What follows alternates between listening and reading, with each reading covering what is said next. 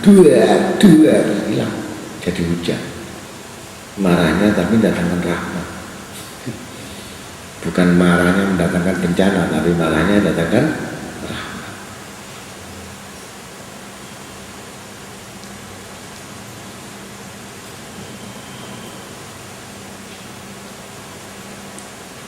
Ada yang bertanya lagi kepada Nabi SAW, wahai Rasulullah, apakah tidak memperoleh barokah asyukmu itu? Nabi SAW menjawabnya, orang yang tidak dapat barokah itu karena akhlaknya buruk.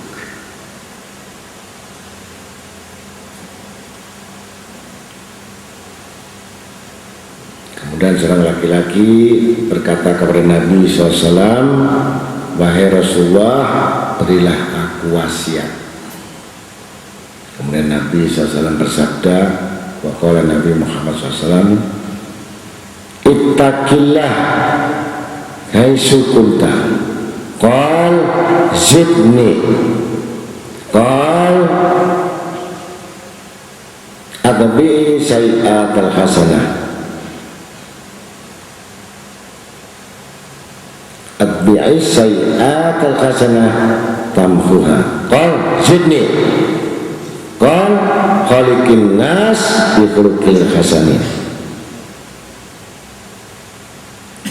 Artinya bertakwalah kepada Allah di mana saja engkau berada. Ini takwa kalau depan guru, kalau nggak di belakang guru apa namanya? Jadi takwa itu di depan guru atau di belakang guru atau nggak ada guru tetap melaksanakan nasihat dan perintah.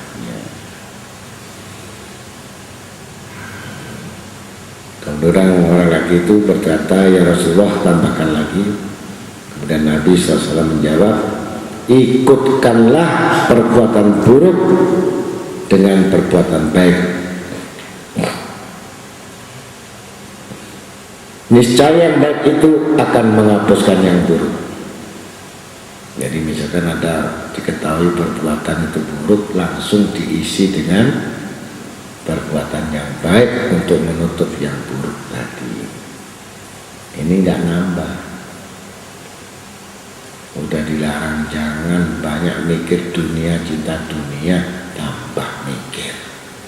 Akhirnya tambah buruk dunianya, bukan tambah dapat nilainya kebaikan, makin dalam utangnya. Rugi dunia, akhirat. Ngaji nggak bisa, jadi orang kaya juga nggak bisa, utangnya nambah pusingnya. Akhirnya diperbudak dengan dunia. Udah jelas. Kalau sudah diperbudak dunia gimana? Maka hadits qudsi jelas mengatakan, hai dunia, kalau orang itu selalu menginginkan engkau dan menyintai engkau, aku bersumpah atas namaku, kata Allah, jadikan orang itu pelayanmu, rendahkan dia di hadapanmu. Dunia disumpah, apabila dia bertakwa kepadaku, hai dunia, kamu harus jadi pelayannya. Setiap saat kamu melayani. Jadi kalau semakin kita mikirkan dunia itu, semakin diperbudak, bahkan makin dalam, diangkat barokahnya, dijelekan hidupnya, bahkan kembali ulangi seperti sedia kala dari nol kembali. Naudzubillah. Andai kata tidak dikembalikan, akan habis disedot saat dia mati. Tidak mati-mati, sebelum habis dulu hartanya.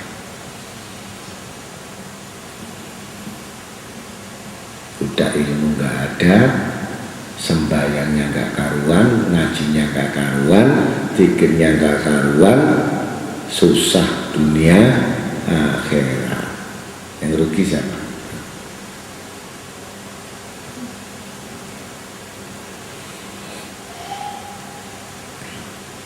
Kemudian orang bertanya kepada Nabi SAW,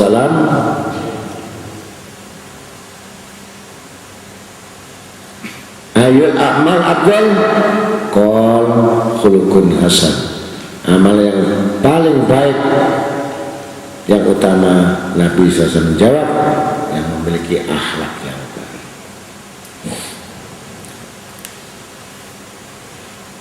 Jadi akhlak dulu kepada Allah Ta'ala, kemudian berakhlak dengan manusia. Jadi kalau akhlaknya baik sama manusia, belum tentu dia baik sama Allah.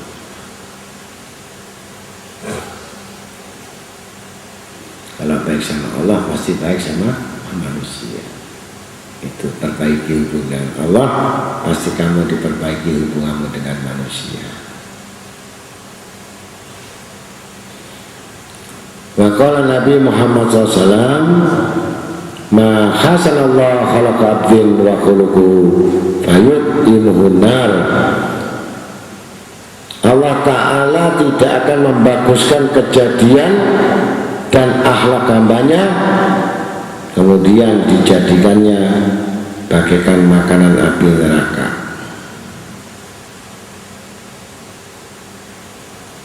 Jadi kalau orang yang punya akhlak itu masuk kepada makanan api neraka.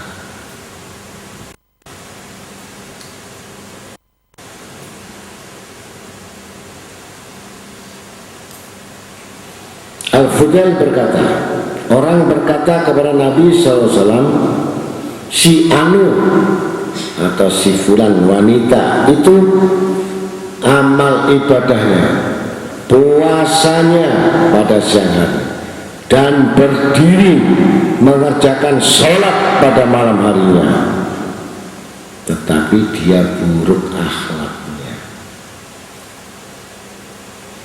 selalu lidahnya menyakiti tetangganya, lidahnya menyakiti temannya, lidahnya gunjing.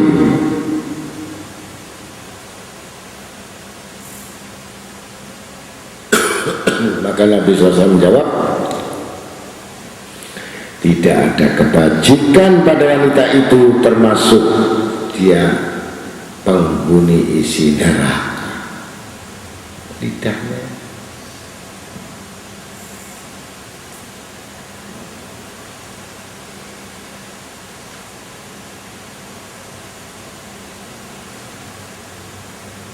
Menurut Abu Darda radhiyallahu anhu berkata, aku mendengar Rasulullah SAW bersabda, yang mula-mula yang pertama diletakkan dalam neraca atau mizan, tempat timbangan amal, ialah dilihat akhlaknya yang baik, dan yang kedua sakhah, pemurah hati, suka menolong. Akhlak yang baik dan murah hati.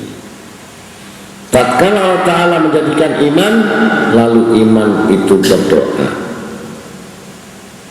wahai Allah Tuhanku, kuatkanlah aku, kuatkanlah aku.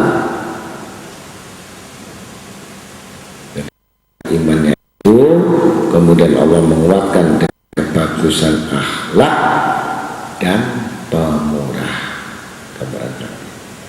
suka menolong orang.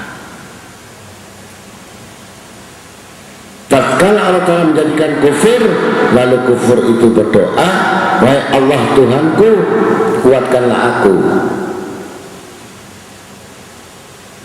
Jadi kekufuran itu doa, lalu dikabulkan oleh Allah, dikuatkan, akhirnya menjadi manusia kikir. Dan orang yang kikir itu pasti jelek, buruk akhlaknya. Hanya dua kan, kalau kemurahan akhlaknya baik, kalau kikir, pelit, medit, ini golongan sing akhlaknya gandeng, tidak bisa lepas.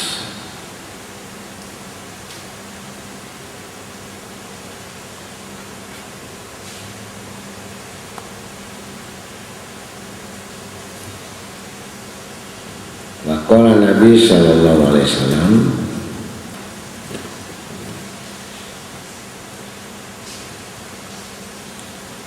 Inna Allah astahwa syahadatin li nafsi wa la yasluhu li dinikum ila sakha wa husnul khuluq ala fazayyinuna dinakum bihima. Sesungguhnya Allah Ta'ala menerima dengan ikhlas agama ini, yaitu agama Islam bagi dirinya, dan tidak patut bagi agamamu dan tidak bisa disebut orang yang beragama selain memiliki kemurahan hati dan kebagusan akhlak. Dua ini. Jadi kalau akhlaknya bagus terus murah,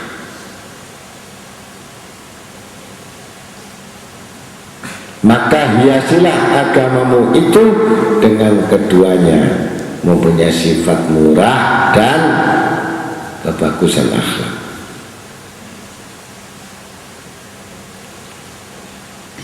Sebab sabda Nabi SAW, husnul khuluq khalqullah al-a'zam. Akhlak yang baik itu makhluk Allah yang paling besar. Jadi orang punya akhlak itu makhluk Allah yang paling besar. Hadis At-Tabrani dari Ammar bin Yasir.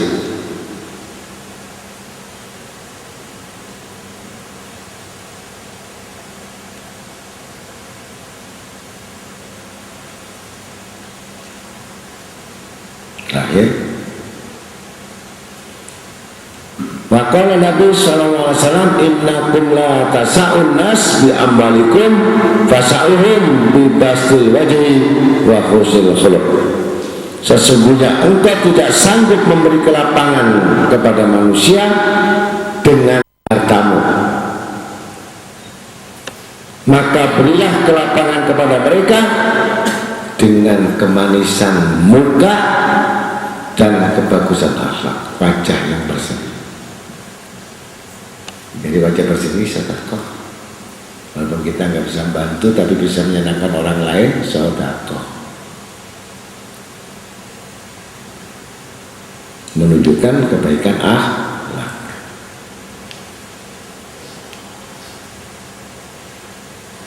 Begitu pula sebaliknya, Nabi SAW bersabda, keburukan akhlak itu merusakkan semua amalan, bagaikan cuka yang merusakkan manisnya madu, habis.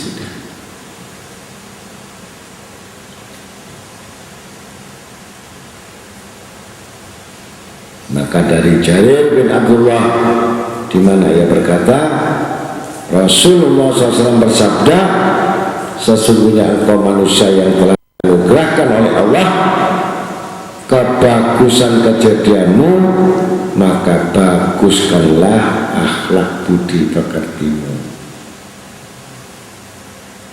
Jadi kalau sudah dibaguskan Allah, semuanya bagus, indah hidup itu. Semua orang akan mengenangnya, semua orang akan bertanya. Jadi kalau ingin tahu, tanyalah kamu sama orang 40 jamaah. Katakan, sudahkah kamu itu orang jadi orang baik atau memiliki hak yang baik? 40 orang di majelis, tanyalah kamu siapa. Kalau mengatakan saya tidak tahu, saya tidak mengenal kamu, saya tidak mengerti kamu, berarti kamu masih belum golongan orang majelis. Jadi cari 40 orang, tanyakan apakah kamu sudah termasuk golongan orang yang bisa dikatakan kategori orang yang punya akhlak baik. Kesan kamu terhadap teman-teman dan sahabatmu menilai kamu adalah memiliki akhlak yang, kalau 40 tidak ada yang menyebut kamu orang baik, inna lillahi wa inna ilaihi raji'un, maka sia-sialah kamu dan amal ibadahmu, termasuk kamu ibadahmu dalam golongan riya. Dan Allah tidak akan menutup kemungkinan tidak akan mengatakan kamu jadi orang baik, karena Allah akan mengunci untuk saat memujimu. Paham sudah? Ya, mudah-mudahan ini satu pengertian.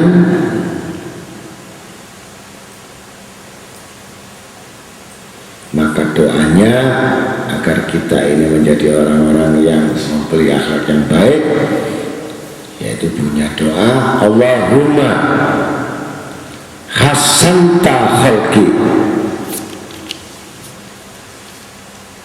Allahumma hasanta khalqi fahassin khuluqi.